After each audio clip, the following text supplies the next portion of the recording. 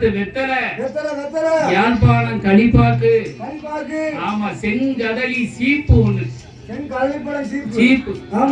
எல்லாத்தையும் வச்சு ஒரு தாம்பளத்துல வச்சு கண்டல் வான்மாமலை தேவர் கையில கொடுத்து உறுதி பண்ணிக்கிட்டாரு. இதான் உறுதி பண்றது. காவலுக்கு போயிடணும்.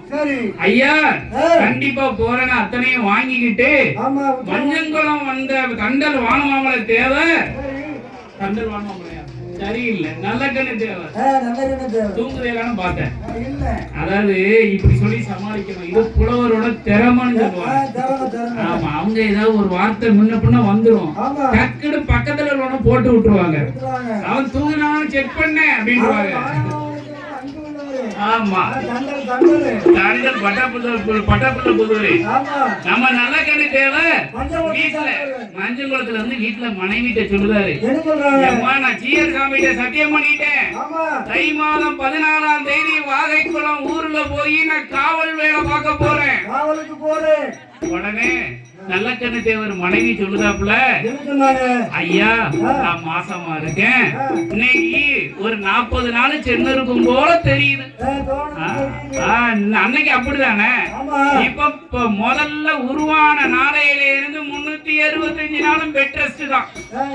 இந்த ஒரு மைனிமார் தான் நிறைய பேர் நிக்கா, பூரா பேரும் பெட் ரெஸ்ட் தான். ஆமா, பெட் ரெஸ்ட் மைனிமார் பூரா. ஆமா,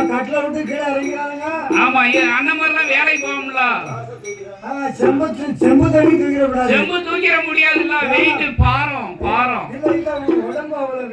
வீக்கா இருக்கு. அன்னைக்கெல்லாம் 4 தோசை நல்லா சுட்டு போட்டானா ஒவ்வொரு தோசையும் நல்ல இத்தா தடிக்கி இருக்கும்ல.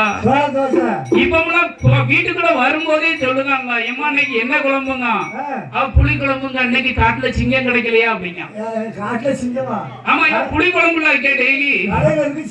ஆமா, இதே இந்த மதுரைக்காரன் ஒரு பழமொழி வச்சிருக்கா, வெள்ளிக்கிழமை அன்னைக்கு ஏதாவது மட்டன் சிக்கன் வாங்கணும்னு அவன் நினைச்சிருப்பான், இவர ரசத்தை வச்சிருவா.